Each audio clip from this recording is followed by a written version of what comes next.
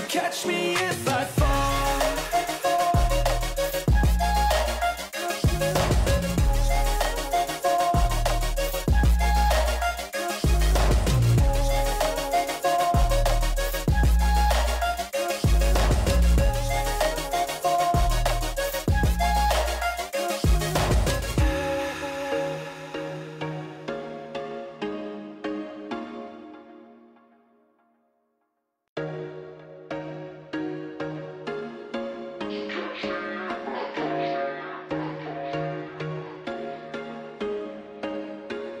There was once a day that I would pray for you. I'd go and misbehave just so you'd notice too. Sneaking looks up and down from across the room. And damn, what a hell of a view. I feel good, you look great. I like you, I can't wait. A first time, a first date. You're so fine, I'm so late. You sip wine, I drink straight. Don't waste time to my place. I feel my heart erase. So catch me if I fall.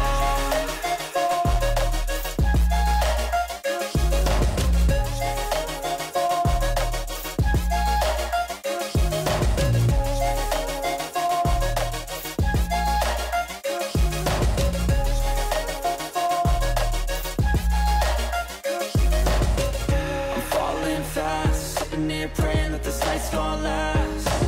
You got it all on tap. I'm loving your vibe, always have your back.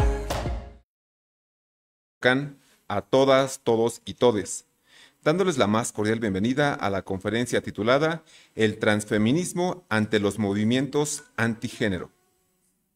Sin más dilación, es un placer presentar a las personalidades que nos acompañan en esta actividad. La licenciada Andrea Janet Serna Hernández, secretaria del Bienestar en el Estado de Michoacán.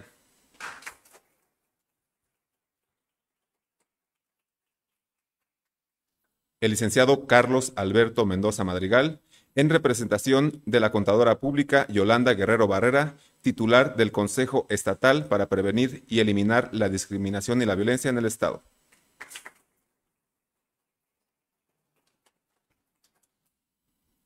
A la licenciada Ruth Noemí Espinosa Pérez, comisionada del IMAIP.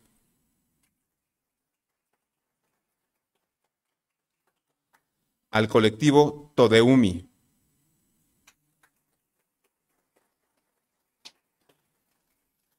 La colectiva Les Chiques de la Banda.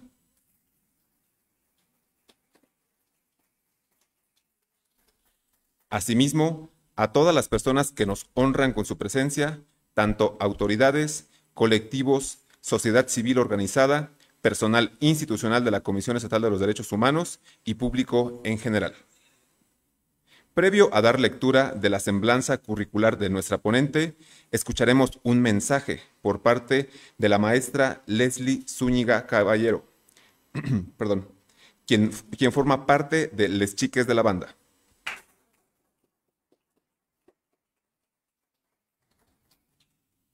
Hola, hola. Bienvenidas a las personas que se están integrando con nosotros. Bueno, primero, Shio, gracias. Gracias.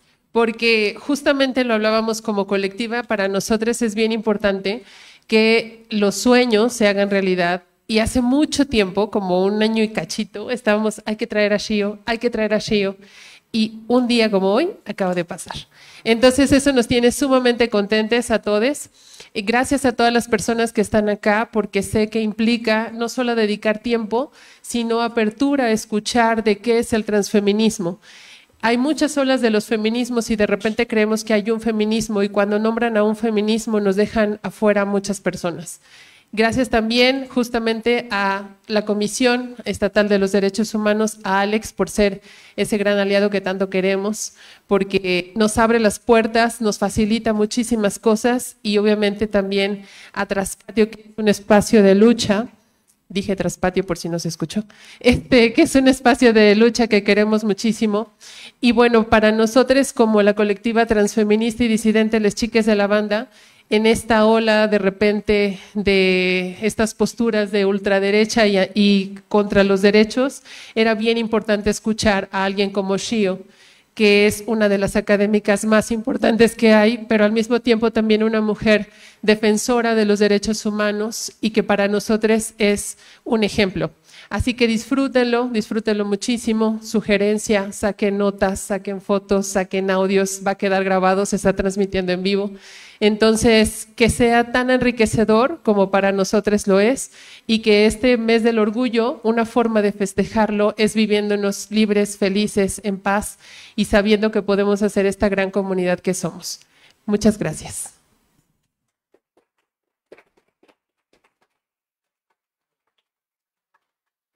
Agradecemos las palabras de la maestra Zúñiga.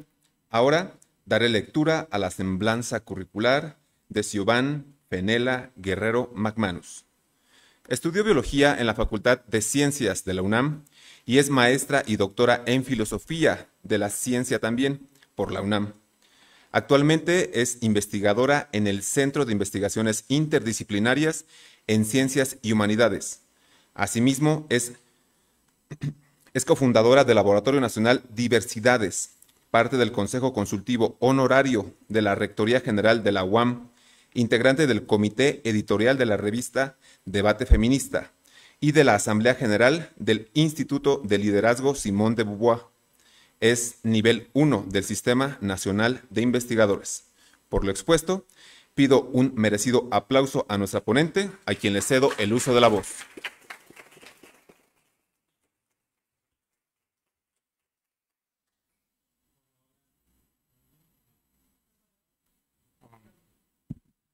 Ahora sí, sí, ahora sí. Bueno, gracias por la cálida presentación. Esa presentación, desafortunadamente eso ya no es del todo cierto, porque ya pasó el tiempo, pero ya no estoy en la asociada a la rectoría de la UAM, pero en el Simón sí sigo. Ya no estoy en el comité editorial del Debate Feminista, ahora en la del Colmex, pero fuera de eso todo sigue igual. Todo fue cierto, vaya. Solo que ya no. Pero bueno, pues muchas gracias por la invitación, la calidez. Gracias a la Comisión Estatal de Derechos Humanos, gracias a las chicas de la banda, gracias Jen, porque ya son varios años de conocernos. Gracias desde luego al Traspatio, a toda la gente que está aquí, a nuestros intérpretes, les agradezco muchísimo que estén acompañando.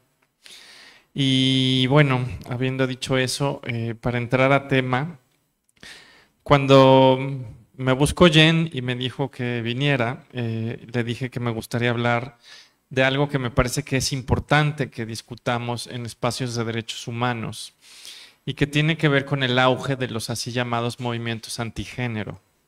Y quiero un poco empezar por ahí.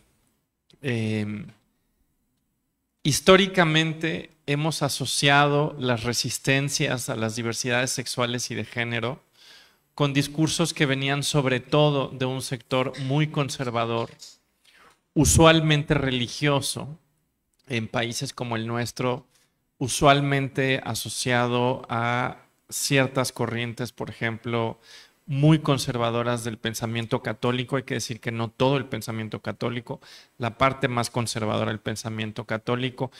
Y asociábamos de alguna manera las resistencias al avance de los derechos, no solo de las diversidades sexogenéricas, sino al avance también de las mujeres y en general al avance de los derechos humanos como un todo.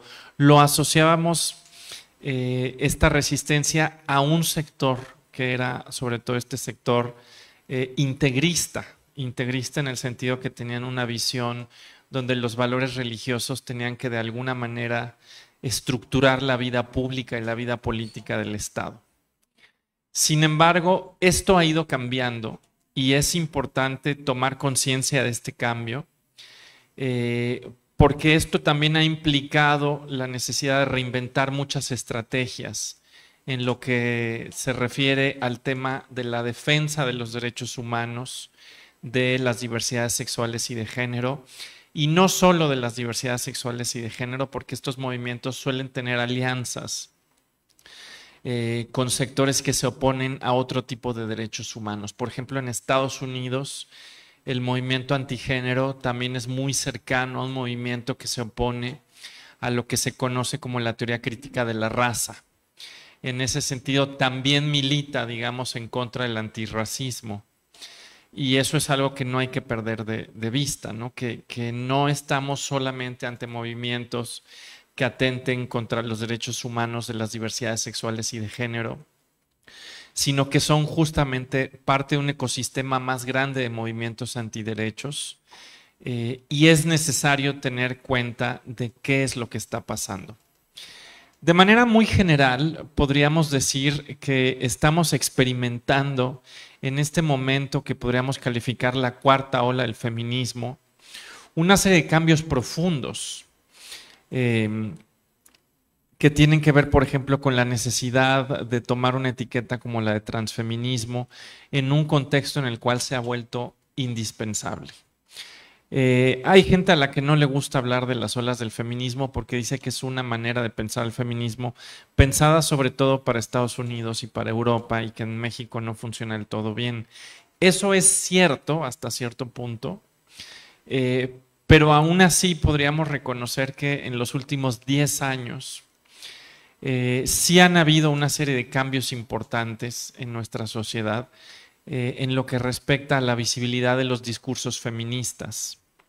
Hemos visto, por ejemplo, que en estos últimos 10 años el feminismo se volvió un movimiento global, masivo, como nunca lo había sido. Y cuando digo global y masivo me refiero concretamente a que nunca en la historia habíamos visto, por ejemplo, marchas tan numerosas. Por ejemplo, en el 8M, nunca habíamos visto en este país las marchas que ahora vemos en el 8M. Cuando digo que es masivo, me refiero justamente a la cantidad de personas que hoy responden positivamente a esta etiqueta. Y no estoy diciendo solamente mujeres, porque también hay muchas personas que son, digamos, proclives a un pensamiento feminista que no se nombran mujeres. Entonces se ha masificado. Y se ha vuelto global, y cuando digo que se ha vuelto global me refiero a que es un movimiento donde lo que ocurre en una parte del mundo repercute en otras partes del mundo. Por ejemplo, cuando en Estados Unidos cayó el famoso caso de Roe versus Wade, que había permitido durante 49 años la interrupción legal del embarazo, eso tuvo una repercusión a nivel mundial de reconocer finalmente que estábamos en un momento donde era posible un retroceso de derechos humanos que creíamos haber ganado de una vez y para siempre. Y eso creo que no solo repercutió, por ejemplo, en Estados Unidos, sino que fue un fuerte llamado de atención a todo lo que son los movimientos de derechos humanos, de diversidades sexogenéricas, movimientos feministas, movimientos antirracistas, que de una u otra manera tomaron conciencia de que estábamos en un momento donde las cosas estaban cambiando. Entonces, en esta cuarta ola en la que de alguna manera estamos viviendo, vemos un movimiento que es masivo, que es global en el sentido de que no solo atiende a temas nacionales, sino que al contrario reconoce, por ejemplo, temas regionales o incluso internacionales, al punto de producir, por ejemplo, símbolos. El ejemplo más claro, por ejemplo, es el pañuelo verde, aunque no es el único. El pañuelo verde no solamente es un signo, no es un símbolo solamente en Argentina, ¿no? Es un símbolo que ha movilizado a los feminismos por todo el mundo, y hay también una serie de expresiones. Por ejemplo, en México nació el ni una más, dentro de la frase ni una asesinada más, que viajó por el continente, llegó a Argentina y se convirtió en ni una menos, ni una mujer menos. Y esos son significantes que desde luego ya están rebasando los confines nacionales.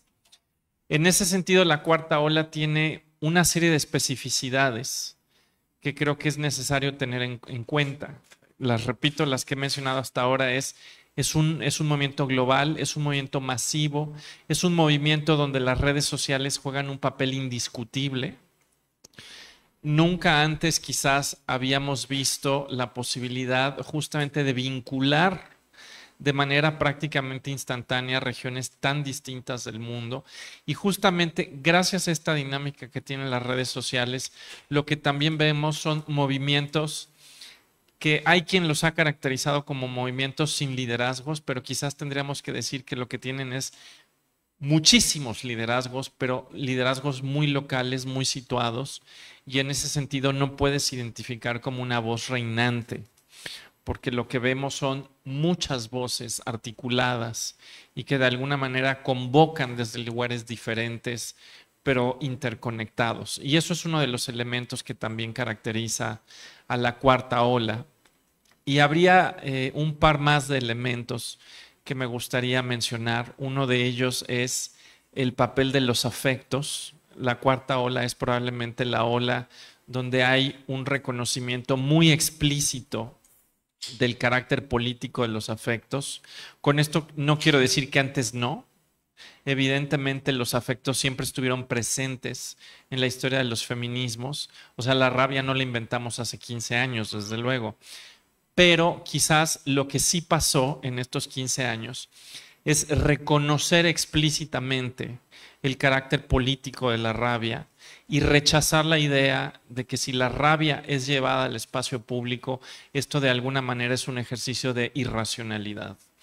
Durante mucho tiempo, los afectos habían sido considerados contrarios a la razón.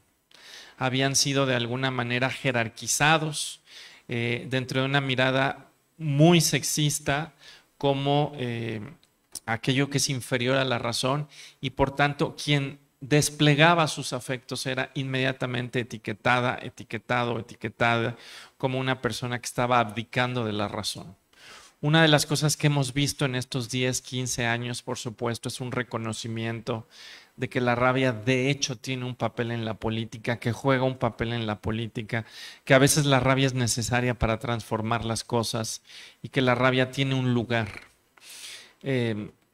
Y eso es algo que también creo que es muy característico de la cuarta ola. La cuarta ola es una ola cargada de afectos, no solamente afectos como la rabia o la furia, sino también de duelos, de afectos como los duelos colectivos.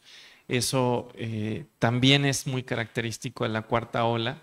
Y el último elemento, y es quizás el más doloroso, curiosamente mencionar, es que también la cuarta ola es una ola de enorme polarización.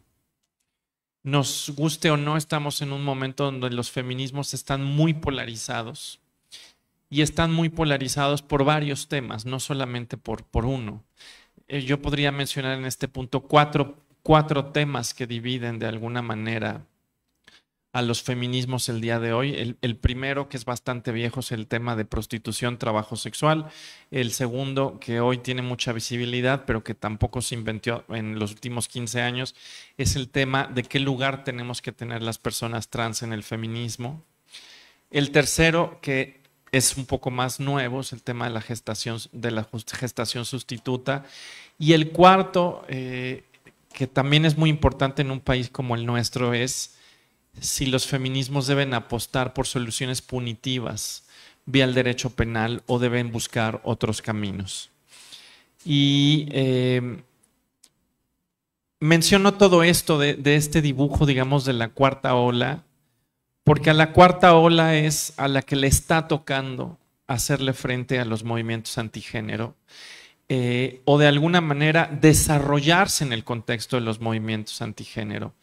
Y una de las cosas que voy a tratar en los próximos minutos es explicar cuál es este contexto en el que se desarrolla la cuarta ola y por qué es necesario mirar este ecosistema de movimientos antiderechos para entender a esta cuarta ola del feminismo. Pero bueno, simplemente quisiera resumir lo que he dicho hasta ahora.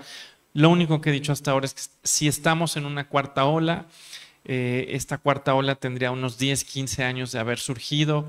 Sin duda tiene 6, 7 años de ser muy contundente y se caracteriza por ser global, por ser masiva, por tener un uso importante, por ejemplo, de redes sociales, por crear una serie de significantes que rebasan las fronteras nacionales, por tener este papel central de los afectos y desde luego por ser una ola que está profundamente polarizada.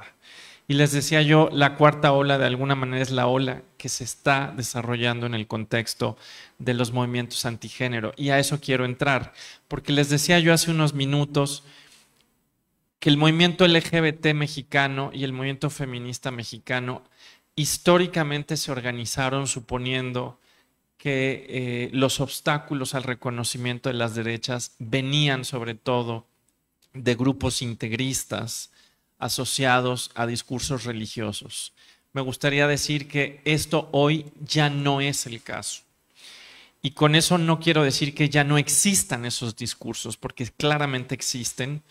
Es muy claro, por ejemplo, que en el norte y en el sur de México, aunque también en el resto del país, pero en el norte y en el sur de México sigue teniendo mucho peso un discurso religioso conservador integrista. Pero lo que vemos hoy es que de la mano de este discurso hoy han surgido otros discursos que han complejizado este discurso antigénero. ¿Cuáles son esos otros discursos? Podría yo señalar por lo menos dos discursos adicionales que hoy de alguna manera acompañan a ese viejo discurso integrista religioso conservador. Está, por un lado, el surgimiento de un discurso de corte secular, es decir, ya no es un discurso integrista que apela, por ejemplo, a valores religiosos que provienen, por ejemplo, de alguna tradición, como podría ser una tradición católica en el caso de nuestro país, o en otras partes de América Latina en una tradición cristiana. Y bueno, en realidad ahora estamos viendo un alineamiento entre esas dos fuerzas. Pero vemos ahora el nacimiento, por ejemplo, de un discurso secular, que emplea herramientas como el discurso de los derechos humanos mismo.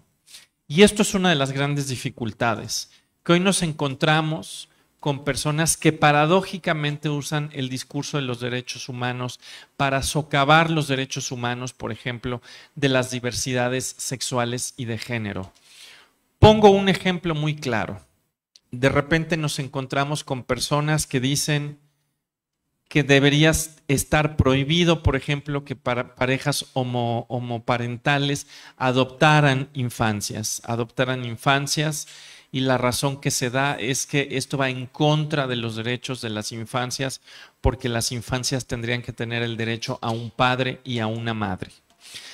Ese tipo de argumento, si se dan cuenta, lo que está haciendo es que coopta el discurso mismo de los derechos humanos y lo refuncionaliza para bloquear el reconocimiento de los derechos humanos de grupos minoritarios. Esto desafortunadamente nos tiene que llevar a desarrollar nuevas herramientas, porque hoy una de las cosas que pasa, por ejemplo, es que la gente de repente apela, por ejemplo, en Estados Unidos esto es muy común, a la libertad de culto como un derecho humano que tendría que permitirles, por ejemplo, discriminar a otras personas.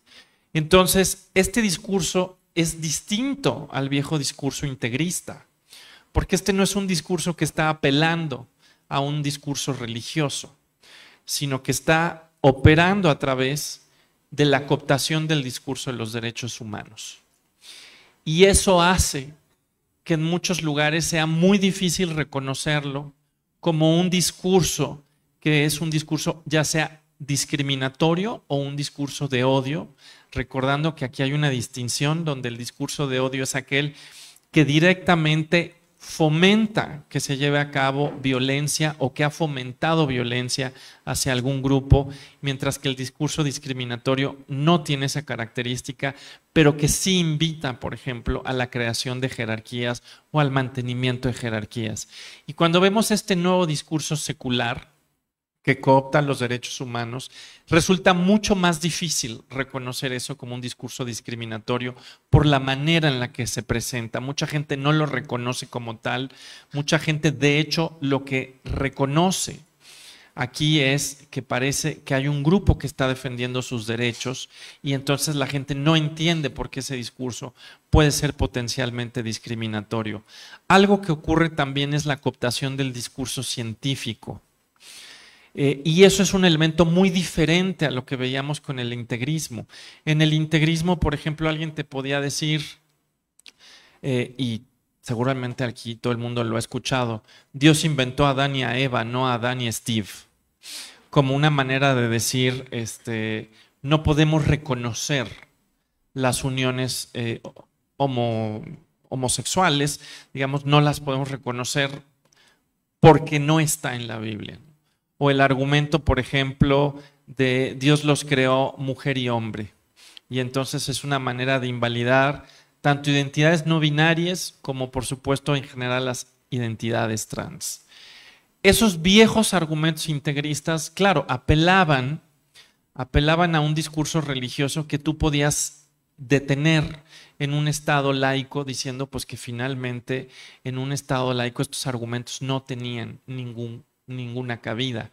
Pero lo que vemos ahora es que hay una cooptación también del discurso de las ciencias, concretamente la cooptación de un discurso que se presenta como un discurso biológico.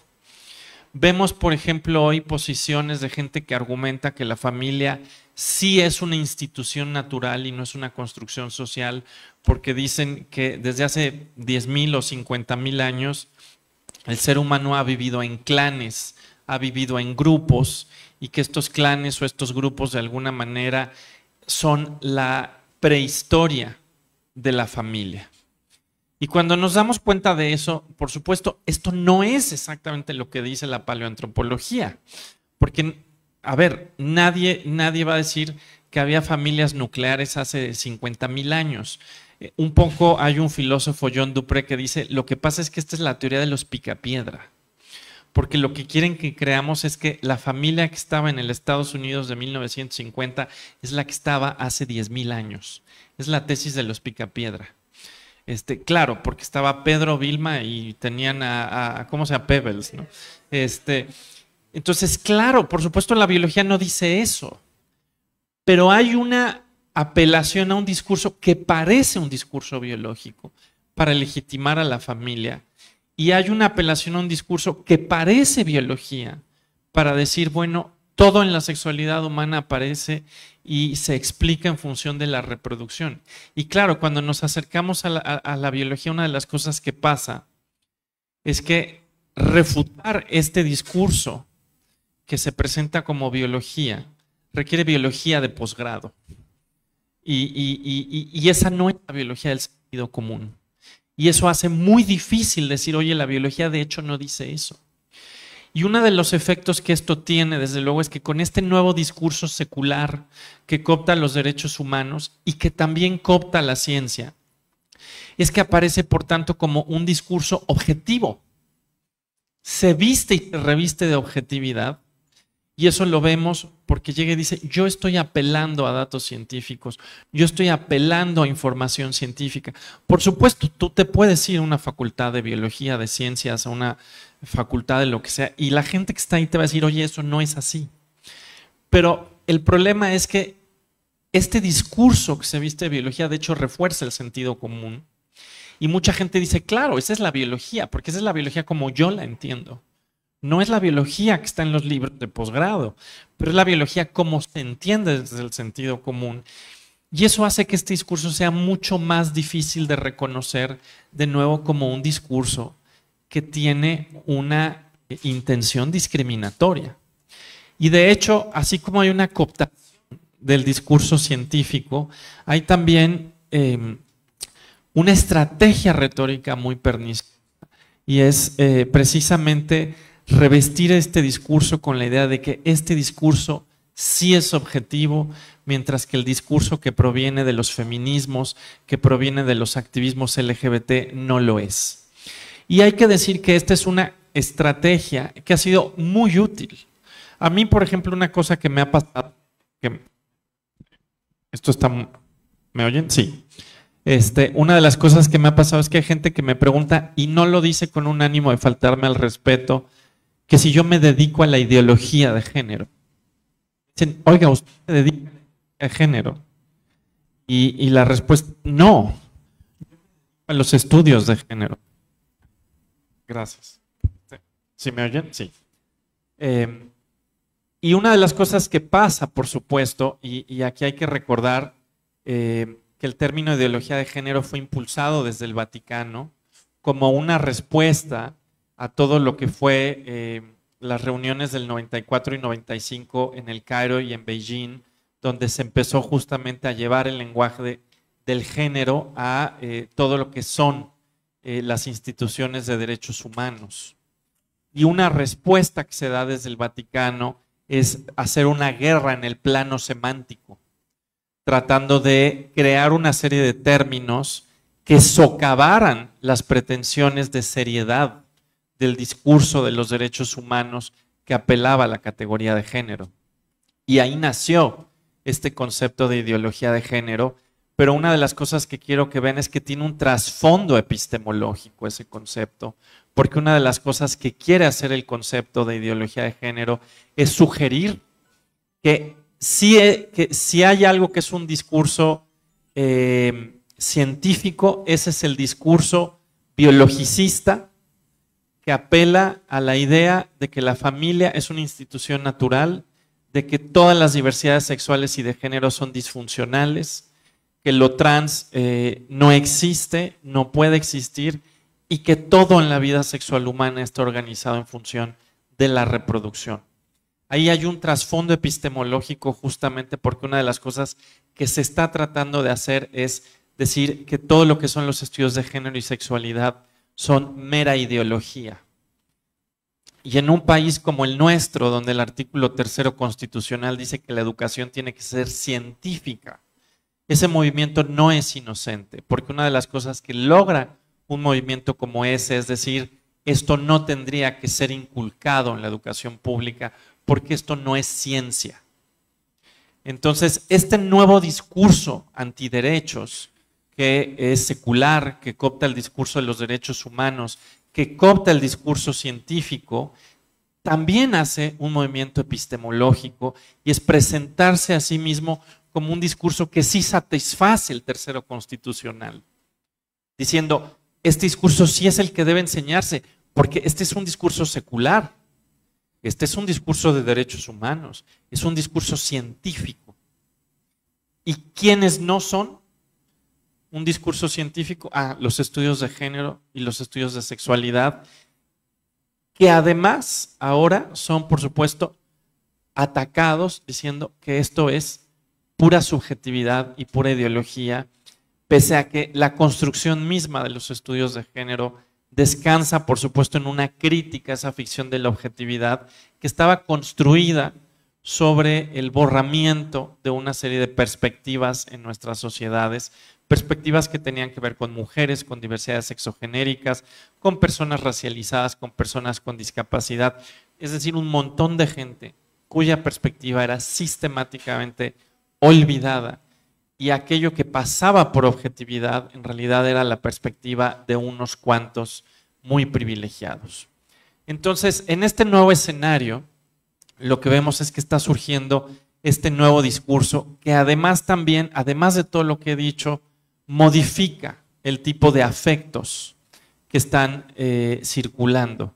Por ejemplo, el discurso clásico integrista, asociado al viejo conservadurismo, solía movilizar afectos políticos como el asco.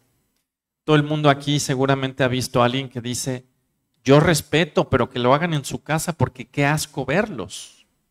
Pueden estar hablando de homosexuales, de lesbianas, de personas trans o de cualquier cantidad de personas de las diversidades sexuales y de género que somos asociadas con el asco.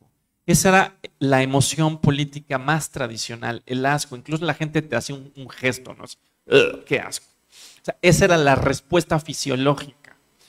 Ahora, el nuevo discurso que está movilizándose es un discurso que ya no habla del asco, sino que habla de la sensación de amenaza.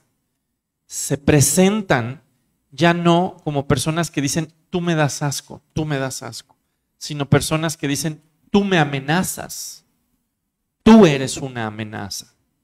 De repente nos encontramos con discursos que dicen, con mis hijos no te metas, mis hijos están amenazados por ti, porque tú eres una amenaza, tu discurso es una amenaza, porque lo que quieres hacer es que mis hijos sean corrompidos. Y esto cambia una dinámica muy fuerte en la sociedad, porque hay gente que está dispuesta a reaccionar con empatía cuando ve que alguien está siendo discriminado desde una emoción política como el asco, porque la gente va a decir, bueno, pero es que esto es inaceptable. Pero cuando llega alguien que dice, yo estoy bajo amenaza, mi familia está bajo amenaza, mis hijos están bajo amenaza, la dinámica de la empatía cambia. Porque ya no se siente empatía a la persona que está siendo discriminada, sino a la persona que está discriminando. Porque no se lee como discriminación, se lee como yo me estoy protegiendo. Y ese es un nuevo discurso muy peligroso. Este discurso lo vemos tener mucha fuerza, este nuevo discurso antiderechos, antigénero, lo vemos teniendo mucha fuerza, por ejemplo, en Estados Unidos, en Europa del Este, y lo vemos también circular en América Latina. Ojo, este discurso no ha borrado ni ha suplantado al otro, al viejo discurso. Coexisten.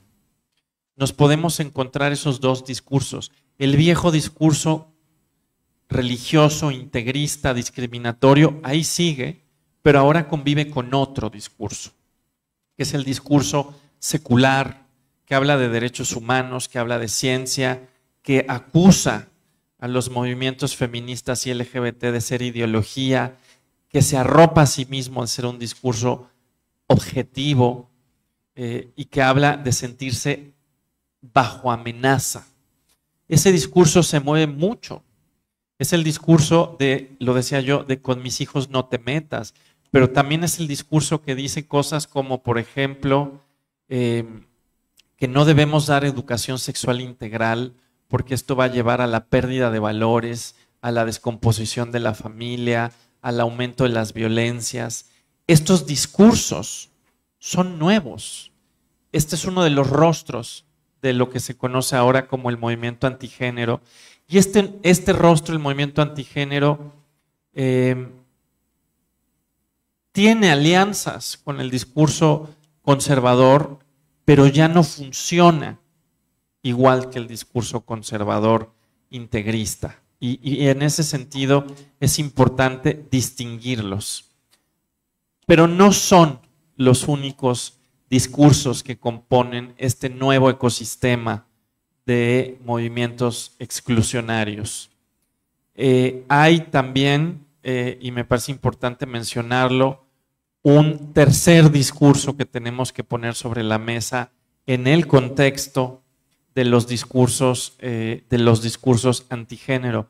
Y me refiero a todos los discursos que son concretamente transexcluyentes y que se han desarrollado en espacios otrora de izquierda, como por ejemplo algunas corrientes del feminismo, pero también, en México no pasa tanto, pero por ejemplo en España sí, en España en algunos grupos que eran grupos marxistas, y bueno, hay por ahí incluso sectores anarquistas.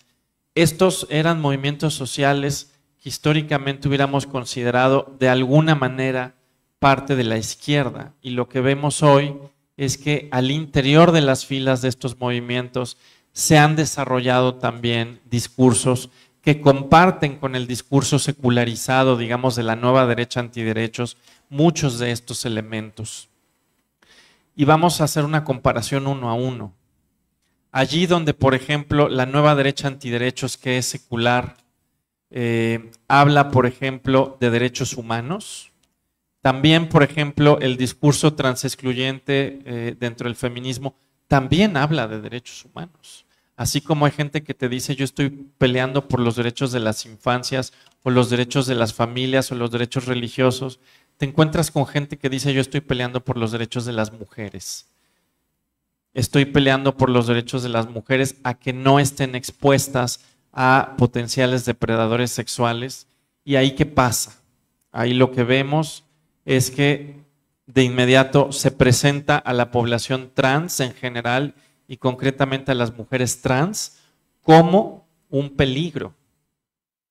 Como un peligro. Y se hace desde un discurso secular y de derechos humanos, donde se dice que el movimiento trans representa una amenaza para tus hijos, que las mujeres trans representamos una amenaza para otras mujeres, y se pueden encontrar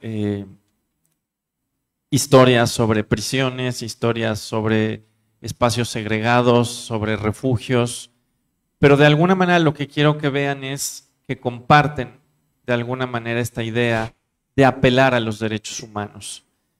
El segundo elemento que también comparten es la cooptación del discurso científico. Así como la nueva derecha antiderechos habla de una supuesta biología que te dice la familia siempre ha existido, todo está organizado a la luz de la biología de la reproducción. También aquí hay gente que llega y te dice la realidad del sexo es incuestionable y sexos hay dos y por tanto solo puede haber dos maneras de construir el género, las identidades no binarias son imposibles y la transición de género es imposible porque el sexo es una realidad fija, binaria. Si ven, lo que estamos viendo es que hay una convergencia entre el discurso transexclusionario de los feminismos y los discursos seculares de la nueva derecha antiderechos, y también en la construcción de ciertos grupos como grupos amenazados. Así como, por ejemplo, la nueva derecha antiderechos dice, tus hijos están siendo amenazados, las familias, la libertad religiosa está bajo amenaza. Aquí también pasa que te dicen, las mujeres todas están amenazadas. Cuando tú, por ejemplo, pides datos, a ver, en un país como el nuestro, de las 10 violencias más numerosas que sufren las mujeres, algunas de esas 10 violencias está causada por población LGBT, la respuesta es no. Si lo subes a 20, las 20 violencias más comunes, ¿quién las comete? ¿Las comete la población trans? La respuesta es no. Si ustedes van a las prisiones y dicen, ¿por qué están las mujeres trans en la cárcel? Se van a encontrar que las mujeres trans están en la cárcel por la misma razón por la que están las mujeres cisgénero en la cárcel. Porque son mujeres pobres, muchas de ellas estaban en compañía de compañeros que las llevaron, por ejemplo, a estar en redes de tráfico de sustancias y acabaron encarceladas por asociación con compañeros, acabaron también encarceladas por robo de oportunidad en el trabajo sexual. Esos son los delitos que llevan a las mujeres cisgénero y transgénero a la cárcel. Es decir, lo que nos dice es que no es cierto que las mujeres transgénero estén agrediendo a mujeres cisgénero. Y sin embargo, el pánico moral se echa a andar. El pánico moral es que somos un peligro. Y ahí lo que estamos viendo es cómo esta nueva configuración de discursos más secular, una de las cosas que también está haciendo justamente es movilizando la idea de que quienes estén a favor de los derechos de las personas trans han abandonado la objetividad de la ciencia, han abandonado el compromiso con la ciencia, con los derechos humanos, y en ese sentido, y eso lo vemos, por ejemplo, muy claramente en los casos de España y el Reino Unido, cuando estos discursos, este tercer tipo de discursos, se hace presente en los feminismos o en los marxismos o en los movimientos anarquistas, el efecto que de hecho tiene es llevar a sectores que antes eran sectores de izquierda y los lleva a la derecha, derechiza a la opinión pública. Esto lo hemos visto en Inglaterra y en España, donde hasta hace unos años el nivel de apoyo popular a la población LGBT en general y a la población trans en particular era muy alto. Y hoy lo que vemos es que el apoyo, la simpatía ha retrocedido y han aumentado lo que se llaman los casos de violencia estocástica. Básicamente que te atacan en la calle simplemente por la identidad que encarnas. Te ven trans y te atacan. ¿Por qué? Porque hay un discurso social que te construye como una amenaza.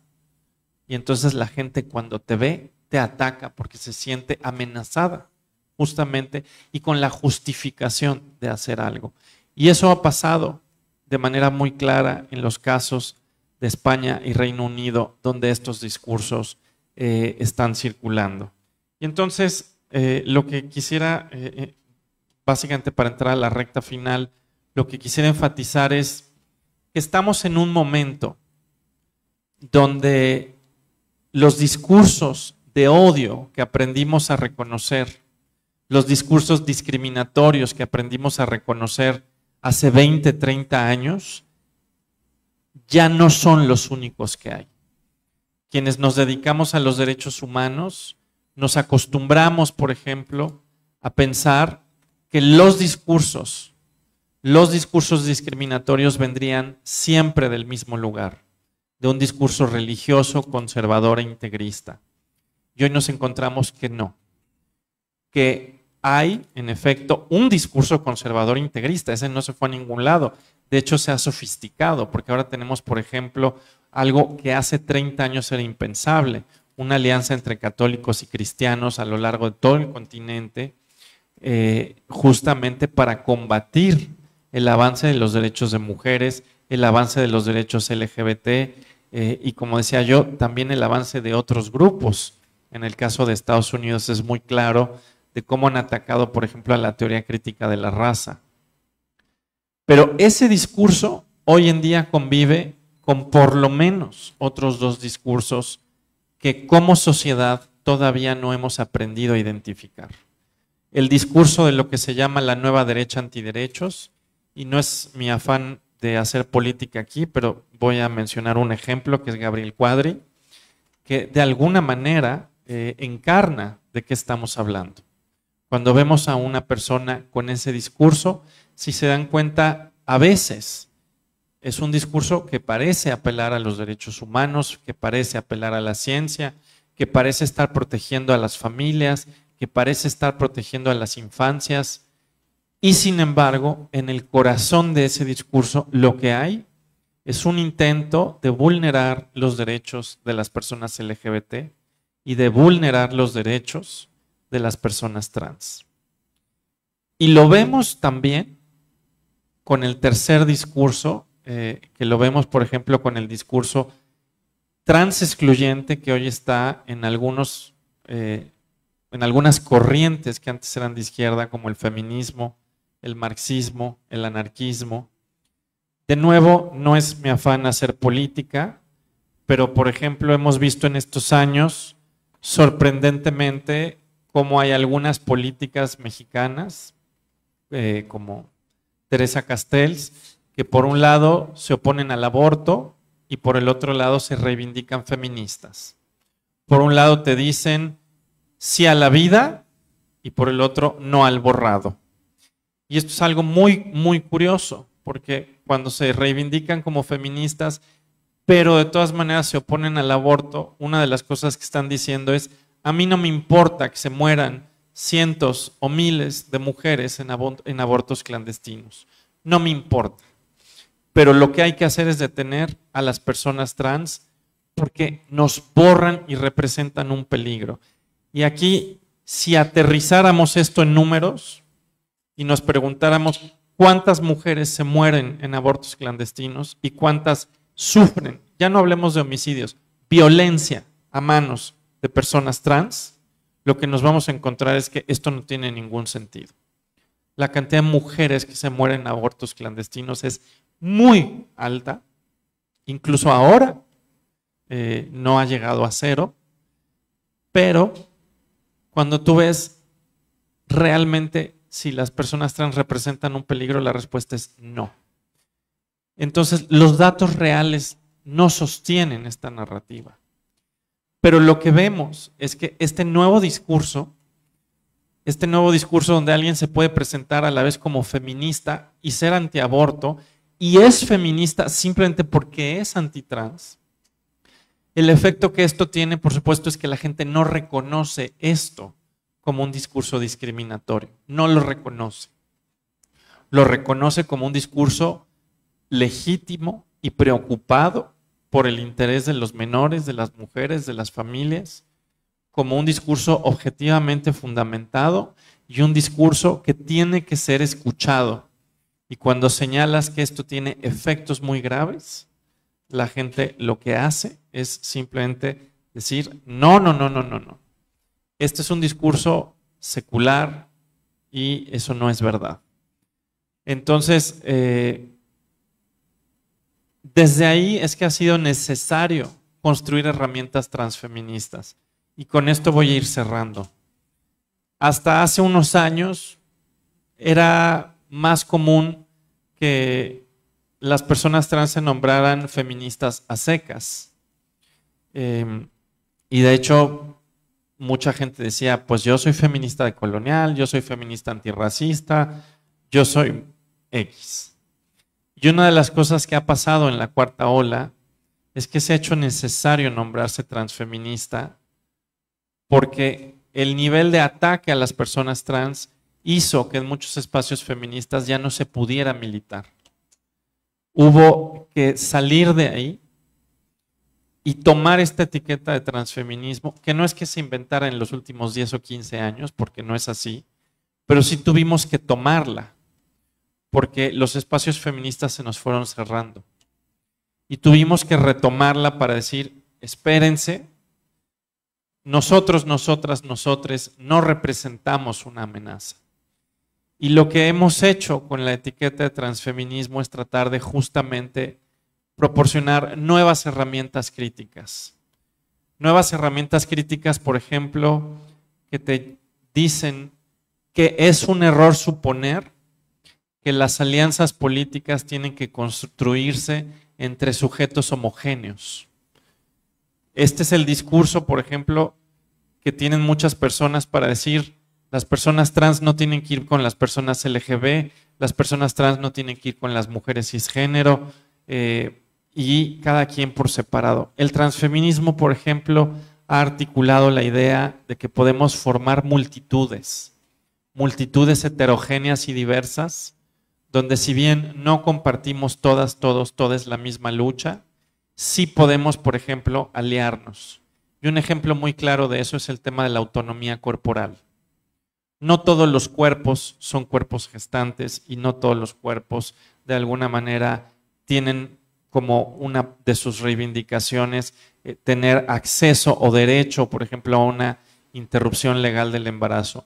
Pero todos los cuerpos entienden la importancia de la autonomía corporal, porque la autonomía corporal va, por ejemplo, mucho más allá del aborto y tiene que ver con el derecho a habitar tu cuerpo justamente de una manera autónoma, donde tú puedas decidir qué haces con tu cuerpo. Y ese es un ejemplo de una alianza multitudinaria, donde no todas, no todos, no todes compartimos exactamente la misma demanda, pero de alguna manera podemos crear una suerte de coalición diciendo lo que a una compañera la lleva a defender el derecho al aborto, a mí me lleva a defender mi derecho a, por ejemplo, poder transformar mi cuerpo como yo desee hacerlo. Y en el corazón de esa alianza está el reconocimiento, por ejemplo, de la autonomía corporal.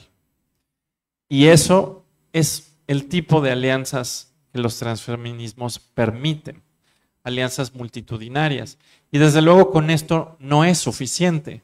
Es necesario también, por ejemplo, hacer un llamado a reconocer que los estándares de las sociedades liberales no están siendo suficientes.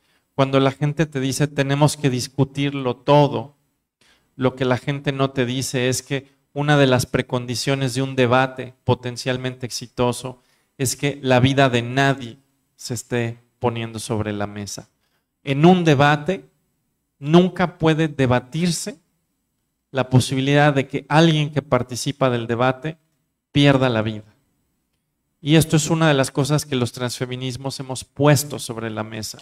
Cuando la sociedad dice tengamos un debate sobre los derechos trans, la respuesta que les damos es: un debate tiene que tener como condición de posibilidad que todas las personas que participan de ese debate mantengan la vida y la condición de un sujeto de derechos al finalizar ese debate.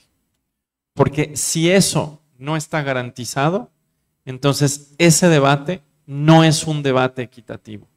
Es un debate donde alguien está literalmente defendiendo su derecho a estar vivo, mientras que alguien está defendiendo su derecho a exterminar a otra persona. Y eso vulnera, por supuesto, las condiciones de un debate equitativo. Y en ese sentido, cuando se acusan a los transfeminismos de no querer debatir, la respuesta es: no, debatir podemos hacerlo. Lo que no vamos a admitir es como un debate honesto, un debate simétrico y un debate democrático a un debate donde una de las posibilidades es nuestra erradicación. Eso no puede ser un escenario. Si quieren debatir, lo que tenemos que hacer es construir marcos de derechos humanos mucho más sólidos para que los argumentos y las palabras no cuesten vidas. Y los argumentos y las palabras no lleven a que la vida de alguien se vuelva inhabitable e indigna. Y así podremos debatir. Solo así podremos debatir cuando lo que estemos debatiendo no sea la vida de alguien, sino en efecto un tópico.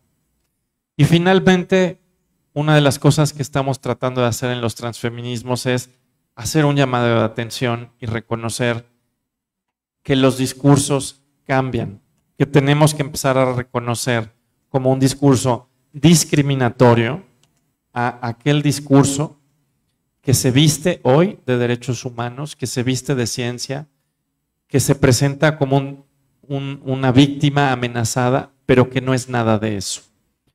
Quienes usan, por ejemplo, los derechos de las infancias para decir que las infancias no pueden ser adoptadas por familias homoparentales, de hecho sacrifican los derechos de las infancias, porque lo que les están quitando es el derecho a una familia y a una vida con cariño. Quienes dicen que están usando los derechos de las infancias cuando quieren prohibir las transiciones en menores de 18 años, lo que están haciendo es obligar a muchas personas menores de 18 años a vivir vidas que son muchas veces invivibles. Y eso sí es atentatorio contra los derechos humanos. Es decir, la cooptación de este discurso es puramente superficial. Porque cuando tú interrogas si esto de hecho mejora las condiciones de vida de las personas, la respuesta es no. Se reviste de un discurso de derechos humanos, pero al final no hace valer los derechos humanos de nadie, ni siquiera de las mujeres, por ejemplo. Lo hemos visto en todos estos casos, por ejemplo, en los feminismos transexcluyentes, donde dicen: madre es solamente la mujer que gesta. Esto de hecho vulnera los derechos de muchas mujeres lesbianas en familias lesbomaternales que se van a encontrar que ya no son las mamás de sus hijos. ¿Por qué? Porque hubo un feminismo que dijo: madre es la que gesta. Si son dos mujeres en una familia lesbomaternal, resulta que hay una que ya no puede ser madre. Es decir, no se engañan. Ese discurso que habla de derechos humanos, de hecho, sacrifica los derechos humanos, y no solo de las personas trans, y no solo de las diversidades, sino al final sacrifica los derechos humanos de todas, todos, todes. Y lo mismo pasa cuando se viste de biología, porque ese no es un discurso que de hecho se sostenga en las universidades. Y toda esta retórica de que son un grupo amenazado esconde el hecho de que las violencias estocásticas y las no estocásticas no están dirigidas hacia esos sectores. Siguen estando dirigidas a las mismas poblaciones de siempre. Las poblaciones LGBT, las poblaciones trans, las poblaciones racializadas. En ese sentido, lo que hemos hecho en los transfeminismos es tratar de desmontar la idea de que esos discursos no son discursos discriminatorios, sí lo son y me gustaría que esa sea la idea con la cual se queden después de esta conferencia. Muchas gracias.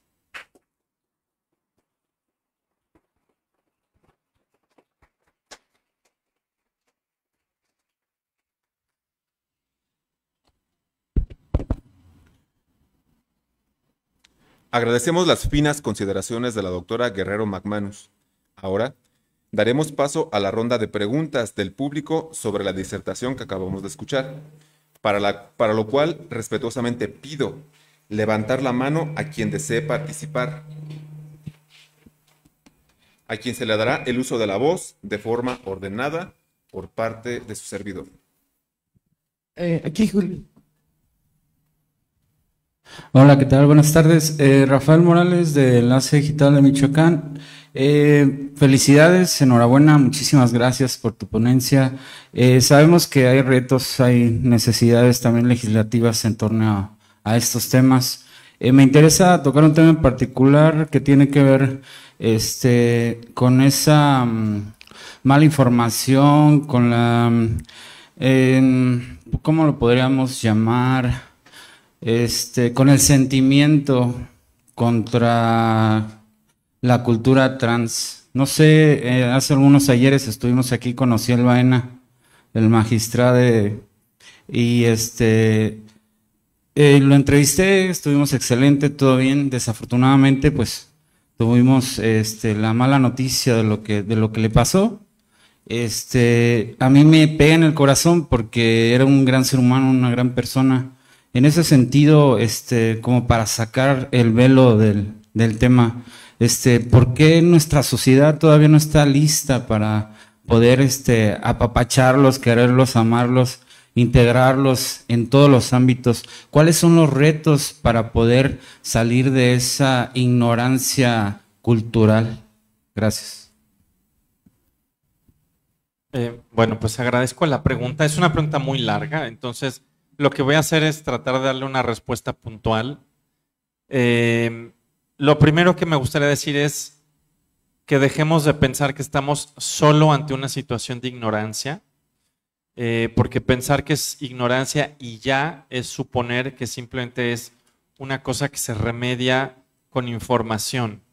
Y lo que nos han enseñado los movimientos antigénero es que esto no es solamente ignorancia, que hay movimientos organizados que tienen agendas que abiertamente militan en contra de los derechos de las diversidades sexuales y de género, y que, si quieres, podríamos nombrar como una ignorancia activa, es decir, un deseo de no saber y de no dejar que la gente sepa que no estamos ante patologías, que no estamos ante pecados, que no estamos ante crímenes. Es, en ese sentido, una ignorancia militante, activa. No simplemente es que la gente no sepa y haya que educarla, sino que estamos en una situación mucho más compleja. Hay gente que activamente se organiza, milita y hace foros para generar desinformación y para socavar los logros que tenemos. Y eso es algo que tendríamos que reconocer como un reto. Esto no solo es que la gente no lo sepa, sino que hay un sector que no quiere que la gente lo sepa, que milita contra eso y que siembra eso. Y eso hay que reconocerlo como tal, porque eso nos permite reconocer que esto es un reto no solamente del no saber, sino que es un reto político, de cómo construir alianzas con otros sectores para poder intervenir en la vida social y crear alianzas que justamente detengan a esta ignorancia activa, a esta ignorancia militante. Y desde luego necesitamos, para hacer eso necesitamos muchas cosas. Necesitamos, por ejemplo, robustecer los derechos. Lo decía yo aquí hace unos segundos, hace unos minutos, cuando decía, realmente estamos en una situación donde muchas personas LGBT, muchas personas trans, y lo extiendo no solo personas trans, sino personas LGBT, de facto no pueden ejercer sus derechos humanos, no los pueden ejercer. ¿Por qué?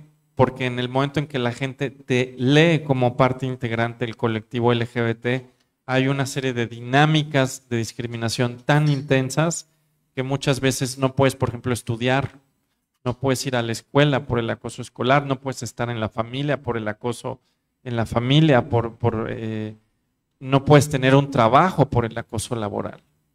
Entonces necesitamos robustecer los marcos de derechos humanos, pero además justiciarlos, hacerlos valer. Y eso es algo que estamos muy lejos de haber logrado. Y estamos muy lejos de haber logrado eso porque vivimos en una sociedad que tiene una concepción completamente binaria de lo que es el cuerpo, la sexualidad y la identidad. Y eso tiene una historia profunda, porque no todas las sociedades de América, continente, fueron así. Pero lo que pasó es que esa diversidad cultural que existió fue arrasada y obliterada. Y entonces hoy una cultura que solo imagina un binario es la que domina en el mundo y tendríamos que echar abajo eso.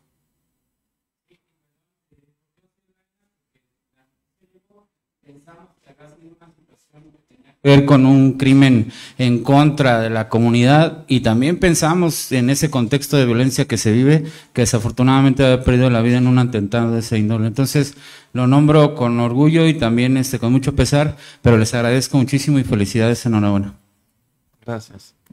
¿Alguien más desea hacer alguna pregunta? Por favor. Aquí, ajá. Compañero de blanco, y aquí al frente, por favor.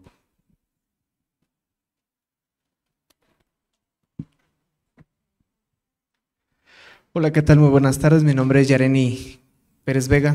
Bueno, primero felicitarles por el tema que se dio el día de hoy aquí.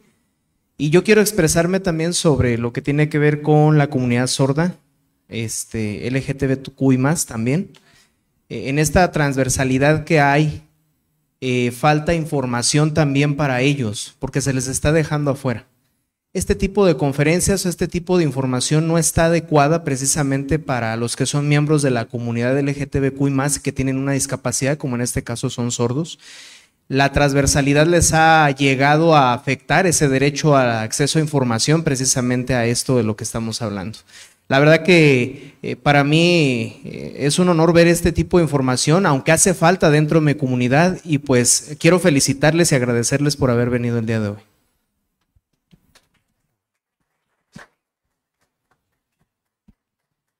Bueno, pues gracias por la pregunta, tienes toda la razón. Yo creo que desafortunadamente la comunidad LGBT, aunque hablamos mucho de interseccionalidad, de hecho no somos tan interseccionales como quisiéramos. Yo lo aprendí hace prácticamente 10 años, justo con una compañera trans que también es sorda, Carito Estrella, que colaboró muchos años con YAG, y que de alguna manera cuando llegó dijo, nada aquí está pensado para personas LGBT que puedan tener, por ejemplo, una discapacidad. Y eso lo aprendimos porque ella llegó, y no solo ella, también, por ejemplo, recuerdo en alguna ocasión un chico gay con síndrome de Down que llegó y dijo, yo soy gay y tengo síndrome de Down. ¿Dónde voy a encontrar un espacio? ¿Dónde tengo yo un espacio para socializar? Y a mí eso me dejó muy claro que no estábamos creando espacios realmente interseccionales. Realmente hay pocos activistas que lo han hecho. Caro Estrella es de las pocas que lo han hecho. Y sí, yo creo que eso es un tema que tenemos pendiente. Y por más que hemos tratado de hacer esfuerzos, por ejemplo en la UNAM, en el Laboratorio de Diversidades, pues fue un esfuerzo que desafortunadamente duró solamente un par de años. Después no hubo presupuesto y eso es uno de los problemas, ¿no? Que realmente a veces no hay presupuesto, no hay gente, no hay la capacidad de crear estos puentes. Hay algunos trabajos. Por ejemplo, hay un estudiante, Lenin Zamora, bueno, ya se doctoró, pero Lenin Zamora, por ejemplo, trabajó casos, por ejemplo, de hombres gays que tenían una discapacidad motriz, y un poco él ahorita está trabajando en tratar de impulsar una visión mucho más interseccional dentro de lo LGBT, pero en realidad estamos muy lejos incluso de poder mover la información, ya no hablemos de crear espacios. Entonces, esto es un reto que sí tenemos, y agradezco mucho que nos lo hagas notar. Bien, previo a continuar, pido por favor a las personas que tengan dudas, sean puntuales con sus preguntas para que puedan contestar las más posibles. Gracias. Bueno, a mí la cuestión transfeminista me encanta por esta cuestión. Pues sí, por esta finalidad de traer a la mesa una polifonía de voces y de posturas muy cañona. Y desde ahí comentabas la cuestión de cómo se ha politizado el lugar de los afectos y desde la rabia o el duelo. Pero creo que una de las medidas que se tiene, y más desde la colectividad, más que de la teoría, es la politización de la ternura, de los afectos, no solo desde esta indignación y esta rabia, sino también desde un acompañamiento. Querría saber si me pudieras hablar un poco más de este carácter político, no solo de los afectos pues negativos, por llamarlos de alguna manera, sino también de esta creación de redes. Bueno, pues ahí, por ejemplo, te diría que quien creo que es un referente indiscutible es un hombre trans que se llama Gilma Latino. Tiene un libro que de hecho ya fue traducido por Bellatera, creo que lo tradujo Javier Sáez, y tiene el original nombre de Cuidado Trans. O sea, el título es muy claro. Y yo, por ejemplo, lo recomiendo porque es un libro muy amigable. Y una de las cosas que intentó hacer Gilma Latino fue hacer un llamado de atención a cómo las comunidades LGBT históricamente se han cuidado, justamente por la dinámica de expulsión de los núcleos familiares, que lleva a que mucha gente se quede sin casa a muy temprana edad, y cómo ahí las redes de cuidado que se crearon entre muchas personas LGBT han sido fundamentales, y que de la mano de ese cariño, de ese cuidado, se crearon, por ejemplo, saberes situados. Y por ejemplo, Gilma Latino lo dice, es increíble cómo apenas ahora muchas instituciones del Estado que quieren, por ejemplo, crear, por ejemplo, refugios para personas trans, se están dando cuenta de que ya hay todo un saber construido, que fue construido en estos espacios de cariño, de personas trans que se acompañaban o de personas LGBT que se acompañaban, porque hay que recordar que esta división LGBT es muy reciente, ¿no? Hace 40 años era L y G, y si nos vamos un poco más atrás, todos éramos invertidos.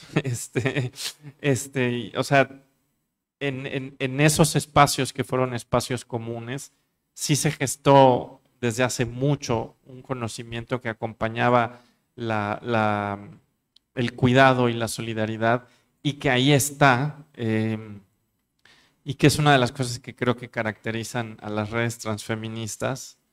Y bueno, yo pues, te invitaría, si quieres, a ver el trabajo de Gilma Latino, que es un trabajo que no es del todo académico y no es del todo testimonial, está como en un punto medio, pero yo creo que si alguien como lo rescata muy bien, es él, ¿no?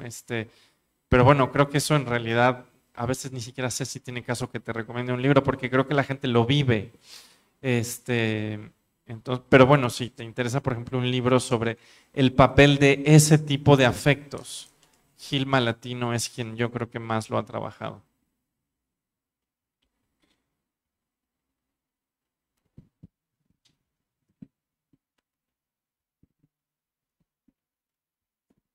Hola, muy buenas tardes, doctora. Bueno, primeramente agradecerle su conferencia, que estuvo muy, muy nutrida. Me pareció perfecta, me encantó, me fascinó. Pero aquí mi pregunta es la siguiente: nosotros, ¿cómo podemos ser un agente de cambio para quitar las ideas de prejuicio que están sobre las personas y mujeres de la población trans en específico. O sea, nosotros como población que ahorita hemos escuchado y que hemos entendido todo este mensaje, ¿cómo lo podemos llevar a las personas para que generemos realmente un movimiento y un cambio? Gracias. No, gracias a ti. A ver, yo lo que diría es que muy probablemente es algo que no vamos a hacer en solitario. Y eso es lo primero que tenemos que reconocer. En solitario no vamos a poder. Y la otra cosa que creo que tendríamos que reconocer es que vamos a tener que asociarnos con gente que tenga talentos distintos que los nuestros, porque la manera en la que opera la discriminación es más sofisticada que la simple ignorancia. Una de las cosas que he tratado de enfatizar, por ejemplo, es que no solo es que tenga alguien creencias falsas, sino que hay un papel afectivo en eso. O sea, cuando alguien te odia, por más que tú le des datos empíricos, te va a seguir odiando. Cuando le das asco a alguien, por más que le recetes todos los derechos humanos, le vas a seguir dando asco. Eso solo se puede trabajar desde un lugar de afectos, que tiene que ver con esta pregunta. Y no todos sabemos hacer eso. Hay gente que, por ejemplo, sabe mejor transmitir argumentos y hay gente que es mucho mejor transmitiendo afectos. Y ese es el tipo de alianzas que vamos a necesitar. Necesitamos gente que se pueda sentar y darte todo un argumento y un diagnóstico. Eso lo necesitamos. Pero eso solito no basta. Necesitas a alguien que, por ejemplo, pueda mover afectos. Y eso yo lo entendí viendo, porque yo no siento que yo sea la más exitosa moviendo afectos, pero por ejemplo siento que alguien como Lía García sí lo hace. O sea, cuando ella se pone la cola de sirena y se avienta en una secundaria y le pide ayuda a los estudiantes para que la carguen y la lleven a una alberca, eso genera una interacción grupal que no genera una charla. O sea, yo puedo hablarles a ustedes y ustedes no se van a organizar en grupos a hacer nada. Pero claro, si está Lía aquí con una cola de sirena y hay una alberca a 20 metros y pide que la llevemos en grupo, pues la tenemos que cargar entre unas 10 personas. Y eso nos obliga a una acción colectiva, ¿no? Entonces, y genera una relación distinta. Entonces, yo una de las cosas que he visto es que echar abajo la discriminación requiere reconocer que hay cosas que tienen que ver con creencias falsas y datos equivocados. Y hay otra cosa que tiene que ver con un trabajo afectivo. Y el trabajo afectivo lo trabaja mejor gente, por ejemplo, que viene de artes o que viene de un lugar donde hay una relación mucho más íntima. Entonces yo lo que te diría es que necesitaríamos ese tipo de alianzas y creo que también necesitamos alianzas con comunicadores. Por una razón, llega alguien y te dice, es que hay XXXY, fin de la historia, ¿cuál es el problema? Y eso es una biología de segundo de primaria. Entonces le dices, no, mira, es que los genes de regulación de genes del sexo son el SRI que le hace no sé qué a esto, y ya perdiste. Entonces yo una de las cosas que he dicho es, necesitamos hacer alianzas con gente que se dedica a la divulgación. Porque si yo me pongo a explicar por qué eso no es así, pues ya perdimos. No, es que el gen SRI le hace esto al no sé qué tanto. Ya perdimos. Entonces necesitas gente que sepa divulgarle a audiencias distintas. Entonces yo lo que creo es que estamos en un momento donde tenemos que crear redes, donde reconozcamos que necesitamos distintos saberes, que van a pasar por cuestiones muy de argumento, muy de saber empírico, dato, información, echar abajo datos falsos, pero también saber trabajar afectos, pero también saber divulgar y llegar a distintos públicos. Son talentos muy distintos y creo que además de eso, o sea, tenemos que darnos cuenta que no va a bastar con hacer una micropolítica en nuestros espacios. Tenemos que crear redes más grandes. O sea, no digo que nos constituyamos en un partido político, tampoco, pero sí que tengamos, por ejemplo, redes que vayan más allá de nuestra ciudad, que sepamos cómo intercambiar, por ejemplo, experiencias, saberes, estrategias. Eso tenemos que aprender a hacerlo. Y creo que en algunos lados ahí vamos. Creo. ¿Alguien más? Por acá, por favor. habla sobre esta empatía con los comunicadores. Yo soy periodista y hablabas de robustecer los derechos humanos. ¿Cómo le explico yo al otro cómo los puede robustecer? ¿Cómo hacerle? Porque una cosa es decirlos, es decir que los tenemos que robustecer, pero yo cómo le digo al otro que los puede robustecer. Bueno, aquí depende de quién es ese otro, porque claro, no todo otro puede robustecer mis derechos. O sea, aquí, digamos, hay una petición dirigida hacia el Estado y tomadores de decisiones y hay una petición más general. Porque la petición que está hecha hacia el Estado y los tomadores de decisiones sí es una petición que está diciendo, a ver, de facto nos faltan leyes. Nos faltan leyes porque, por ejemplo, no en todo México tienes reconocimiento de identidad de género. No en todo México tienes leyes de infancias y adolescencias trans. No en todo, o sea, bueno, y así le puedo seguir. No en todo México tienes, por ejemplo, bueno, ¿en qué parte de México tienes, por ejemplo, el reconocimiento de que si matan a una persona en el espectro de lo transfemenino, eso se tiene que manejar justamente como un crimen de odio? Eso pasa en dos lados, ¿no? Así es muy... Entonces hay una petición específica a quienes son tomadores de decisiones y están digamos, en el espacio legislativo o en espacios así, de que necesitamos todavía mejores marcos jurídicos. Y de la mano de mejores marcos jurídicos necesitamos que los que estén ahí se cumplan. ¿A mí de qué me sirve que haya una reforma, por ejemplo, la reforma que se hizo hace 14 años sobre los derechos humanos, que dice que todo servidor público tiene que en su trabajo hacer valer y maximizar, de acuerdo al principio pro persona, los derechos humanos? ¿De qué me sirve eso? Si va, por ejemplo, alguien y hoy le dicen, yo no te puedo cambiar tu identidad de género porque, por ejemplo, eres migrante. Y entonces los derechos que protegen a los mexicanos nacidos en México no te protegen. Entonces resulta que se vuelve inoperante la reforma de hace 14 años, que dice todo servidor público tiene que actuar de acuerdo al principio pro persona. Entonces necesitamos, por ejemplo, que lo que ya está en las leyes también se haga valer. Y muchas veces no pasa. Y puse ese ejemplo, pero te podría poner más ejemplos de, por ejemplo, población migrante que llega a México con VIH y que de repente dice, ¿y ahora qué hago? Y que tiene que solicitar estatus de refugiado, ¿no? Entonces, hay una petición dirigida hacia allá, que no es a cualquier persona. Y hay una petición más general que sí tiene que ver con un llamado al resto de la sociedad civil a no deshumanizar. Pero digamos que la petición de los derechos humanos, yo la pongo en general, pero lo que diría es, las grandes violaciones, por supuesto, vienen de las maneras en las que está operando el aparato de Estado. Y por supuesto eso no quiere decir que no le pida a la gente que no nos deshumanice, pero digamos que son dos peticiones distintas. Muy bien. Atrás, por favor.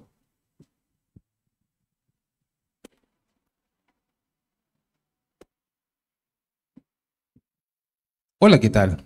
Me uno al agradecimiento que todos te han dado porque lo que has expuesto es bastante claro y también que nos hace reflexionar en muchas cosas. A mí me hace reflexionar en varias y voy a tratar de ser puntual en lo que no sé si quiero o preguntar o comentar, porque es un poco complejo desde mi punto de vista. Está un poco también unido a lo que antes mi compañera Yareni, la joven con la condición de ser persona sorda, comenta, ¿no? Siento que, por ejemplo, en México todas estas, digamos, narrativas que yo aplaudo, porque siento que en otros países aún no existen, ¿no? Por ejemplo, figuras como la tuya, como la tiene México, que tiene esta claridad en cuanto a hacer todo este hecho digamos, de discusión, poner en lo que es la sociedad estos temas y sobre todo el tema de feminismo. Esto todavía en las comunidades con discapacidad no ha calado, ¿no?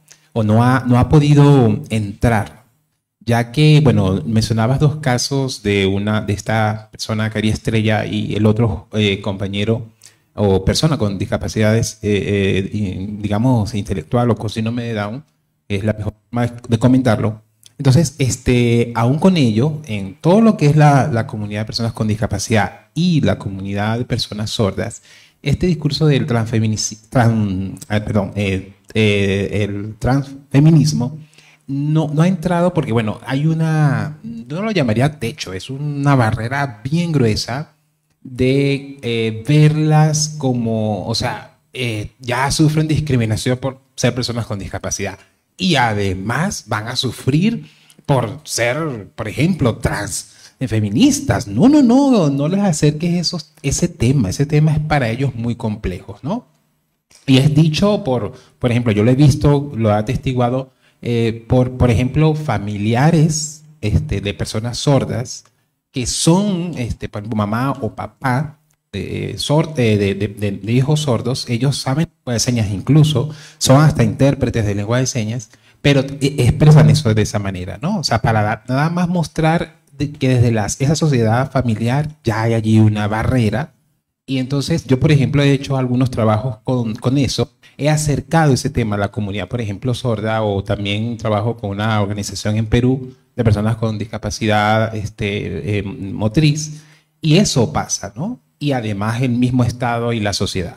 Entonces yo, o sea, lo planteo así y la pregunta realmente es, o sea, ¿qué sugerirías? O hasta a mí me puedas sugerir de seguir haciendo para que rompamos esa barrera que existe, ya por sencillamente el hecho de sufrir discriminación por discapacidad, algo que es también una idea social, pero barrera finalmente actitudinal. ¿Qué más podemos seguir haciendo o qué puedes tú recomendar para lograr que estos temas y muchos más entren a esta población? Gracias por la pregunta. Yo creo que ya hay algunos lugares donde se están creando puentes importantes. A ver, en México se me ocurre, por ejemplo, el trabajo de Jonathan Maldonado. Jonathan es de Puebla, vive en la ciudad de Puebla y lleva muchos años participando en el movimiento de vida independiente. Y de hecho, en términos, digamos, de estudios sobre la discapacidad en México con perspectiva de género, pues no es que haya tanta gente, pero por ejemplo, Jonathan, no solo desde un lugar académico, sino también desde un lugar vivencial, ha tratado de crear puentes. Y eso creo que es algo que yo celebraría. El trabajo de Jonathan creo que ha consistido también en invitarnos a no desexualizar a la gente que tiene alguna discapacidad, que es una de las cosas que pasa y que hace que los movimientos LGBT, por ejemplo, no se acerquen a ese espacio. Recuerdo que alguna vez alguien decía que había como un movimiento casi que en sentido contrario. Te decían, si eres LGBT, te corren de casa. Si tienes alguna discapacidad, hay una infantilización y hay un atrapamiento. Hay un acto de encerrarte en la casa. Son movimientos en sentido contrario y uno de los efectos que tiene es que si te corren y tienes una discapacidad, quedas en una vulnerabilidad altísima. Pero si no te corren, hay una infantilización y una desexualización muy fuerte. Y entonces, Jonathan, por ejemplo, una de las cosas que creo que está tratando de hacer es crear mucha mayor, digamos, circulación de saberes entre lo LGBT, lo feminista y el movimiento de la discapacidad en México, de activistas por la discapacidad.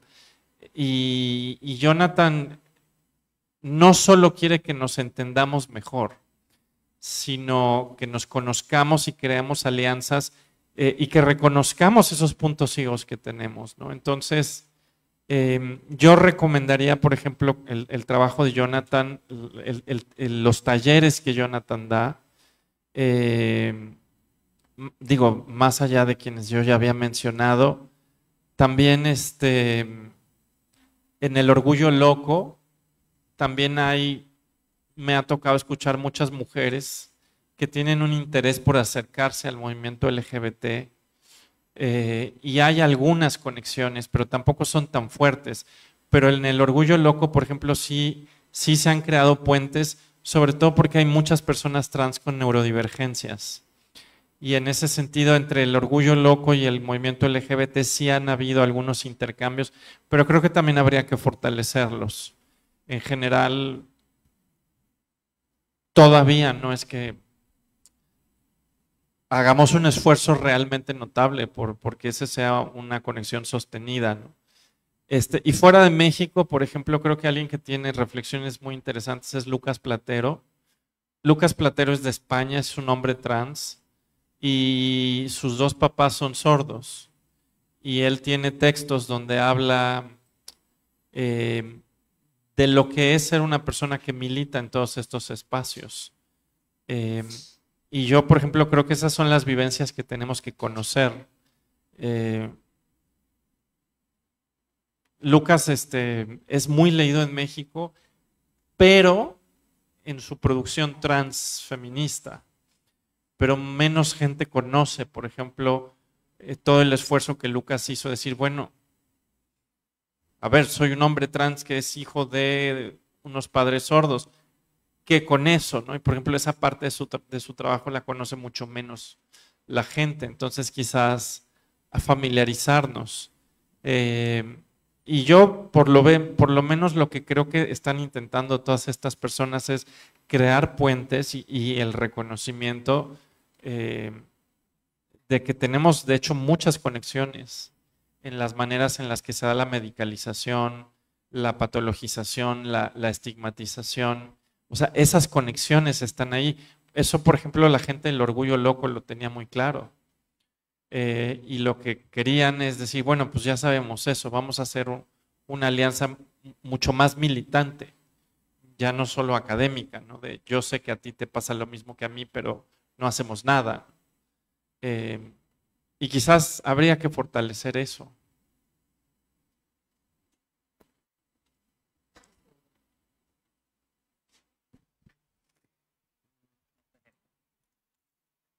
Hola.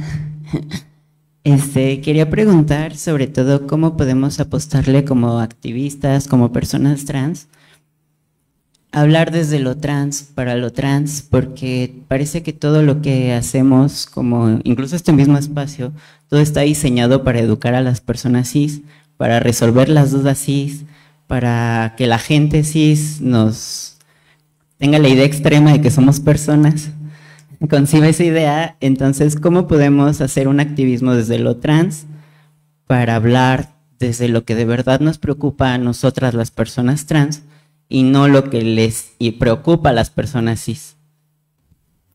Bueno, pues primero, qué gusto verte. Igualmente. Hace muchos años que no te veía y me da gusto verte.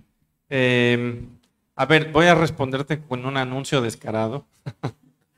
De este número, que es la revista Interdisciplina, que salió en enero de este año.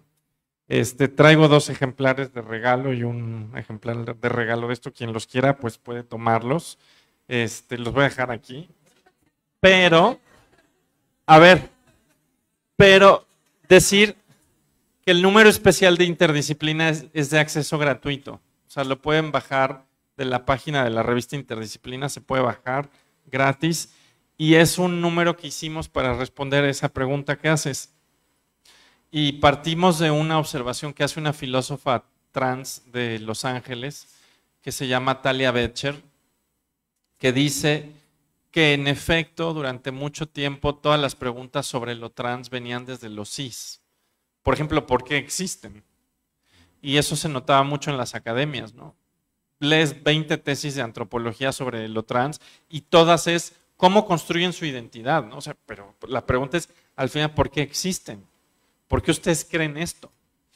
Y podías ver en medicina, psicología, sociología, y todas tenían la misma pregunta. ¿Y ustedes por qué están aquí? Y un poco lo que decía Talia Betcher es, en efecto, eso que dices tú, Aurora, de, bueno, hay otras preguntas, no solo porque existo, ¿no? Y esa es una pregunta que yo no me hago porque yo existo y estoy existiendo todos los días y existo conmigo todos los días y tengo otras preguntas más allá de por qué existo, como por qué me pasa lo que me pasa en términos de violencia, por qué la violencia me cuesta en términos de salud mental. Y entonces ella llevaba su argumentación a un punto en donde decía que lo que tienen que hacer los estudios trans es hacer preguntas desde lo trans, lo cual no quiere decir que solo las personas trans puedan hacer estudios trans. Dice, las personas cis pueden hacer estudios trans, pero para eso tienen que estar dispuestas a dejar de preguntar cosas desde su mirada y empezar a trabajar con personas trans y entender qué les preocupa a las personas trans, dice. Y eso lo puede hacer una persona cis, porque lo único que necesita es hablar con una persona trans y escucharla. Y si hace eso, se va a dar cuenta que las preguntas no son las mismas, que los intereses no son los mismos, que las inquietudes no son los mismos. Pero ahora, habiendo dicho eso, yo también diría que eso no quiere decir que nunca hay una coincidencia. Porque, por ejemplo, muchas personas trans, nos guste o no, en algún momento nos hacemos la pregunta de por qué existimos, que es una pregunta desde una mirada cis. Y te la haces porque creciste en una sociedad cis-sexista. Entonces, hay preguntas que, aunque son preguntas desde una mirada cis, muchas personas trans cargamos porque crecimos en una sociedad cis-sexista. Y en ese sentido, responderlas también de alguna manera tiene que ver con algo que queremos saber. Y lo que yo te diría es que el desafío tendría que pasar por reconocer que tenemos que hacer nuevas preguntas, pero eso no quiere decir que todas las viejas preguntas hayan sido una pérdida de tiempo, porque había preguntas que nos guste o no también teníamos. Lo que necesitamos es abrir nuevas preguntas.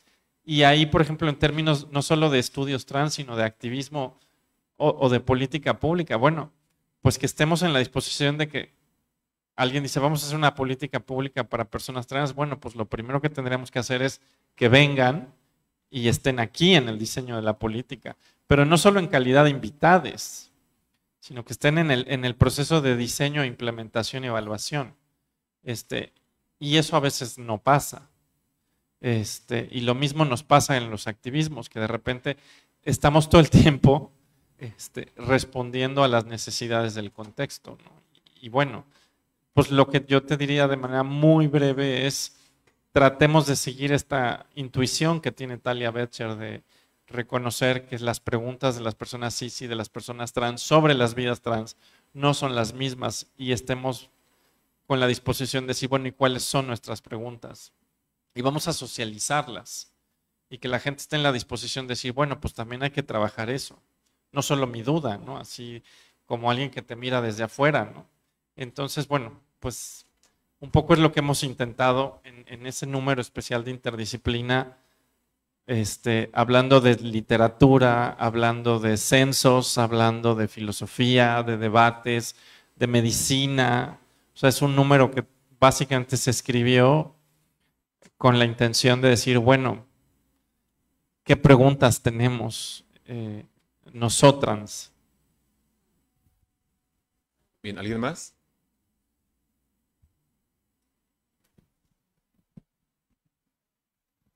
Lo mío no es una pregunta. Lo mío, a mí me gustó mucho esta conferencia porque hablaba de cosas que yo no sabía y ahora ya las sepo. Gracias.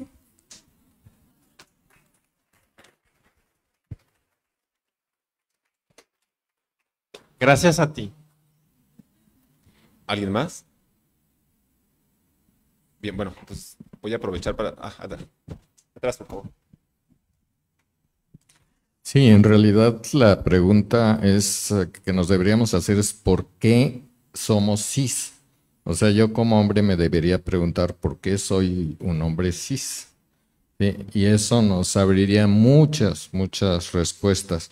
Pero mi pregunta tiene que ver con lo que mencionaste de los grupos políticos en España que son o eran marxistas y ahora son antigénero, no sé, sexistas, etcétera, etcétera.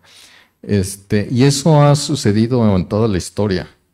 En la Unión Soviética, cuando en los primeros años el gobierno soviético presumía de que era el primer país que tenía una legislación que reconocía los derechos de las personas homosexuales. Y decían que era una legislación superior a la de los países capitalistas por eso.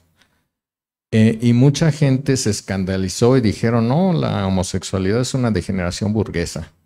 Total que en el estalinismo se dedicaron a perseguir a los homosexuales. Cambiaron completamente. Y lo mismo sucedió en Cuba.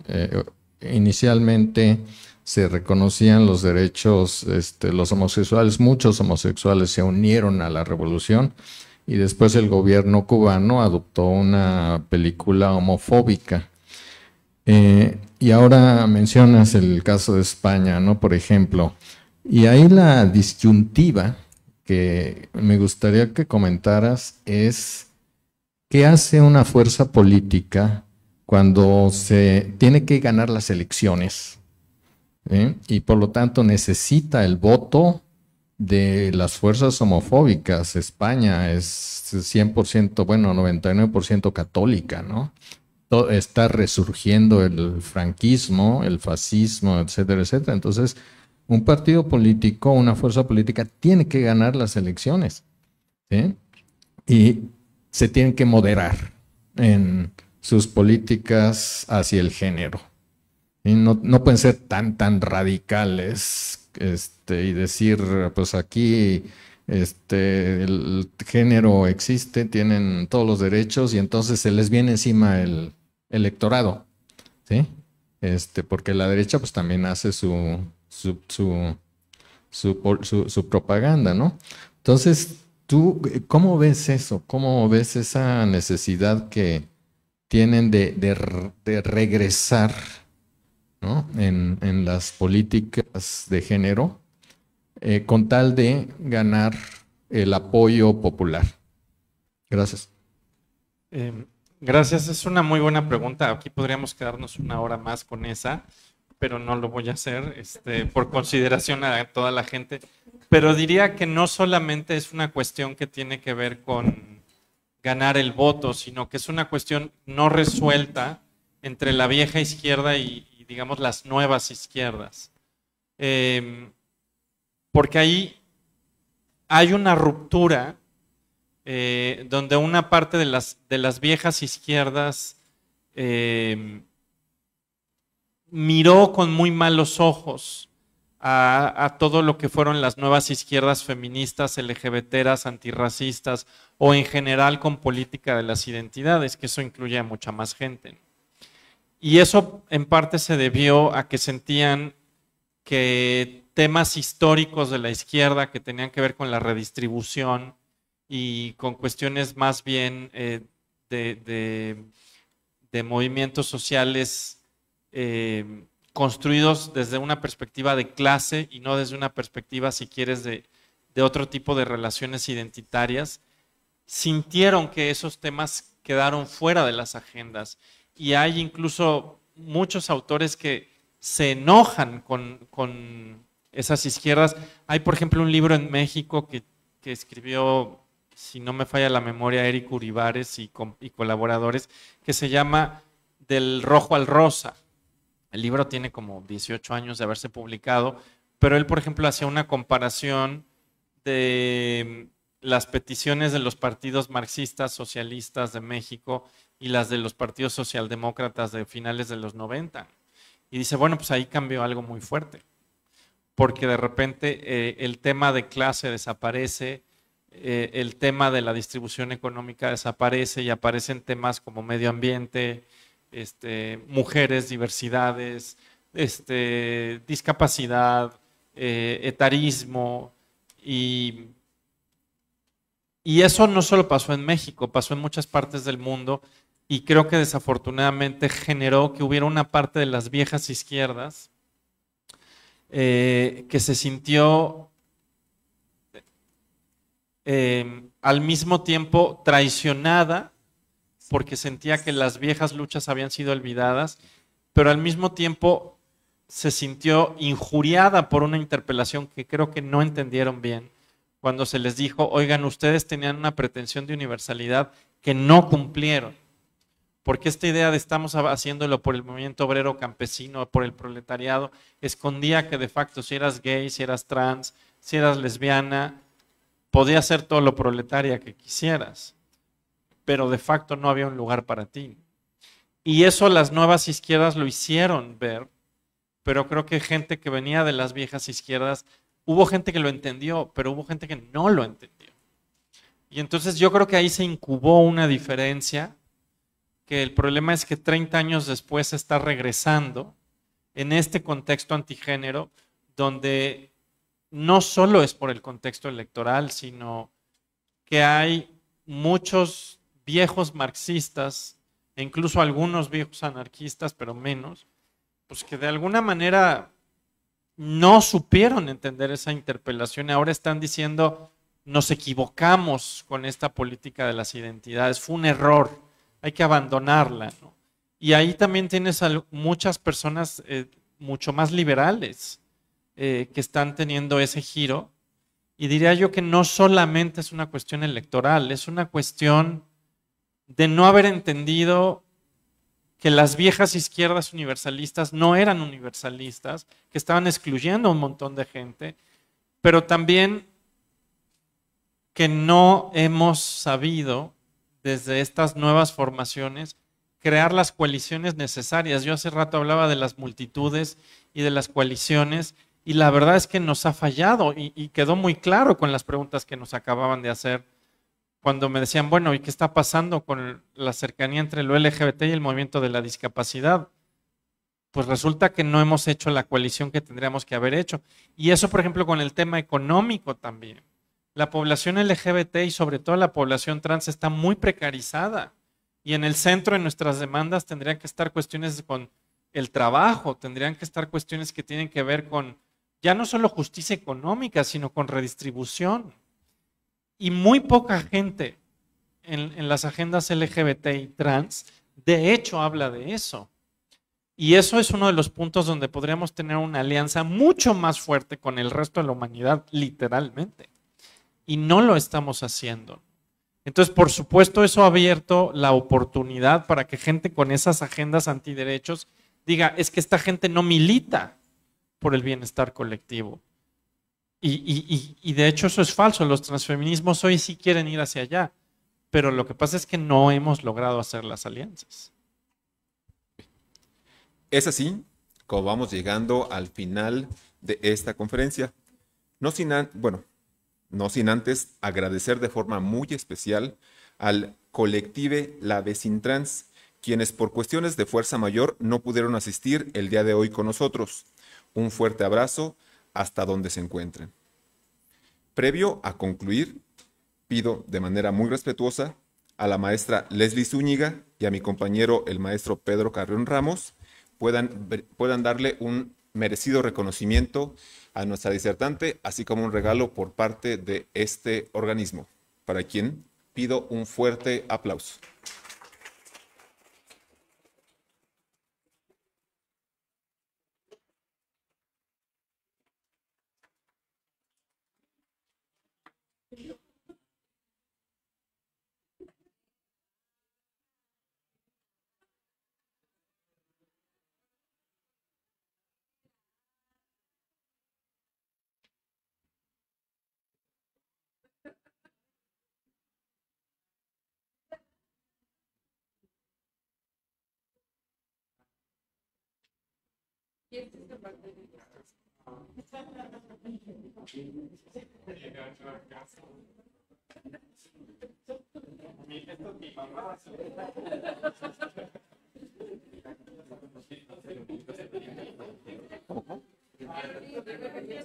No, si nada más queda uno al mismo tiempo.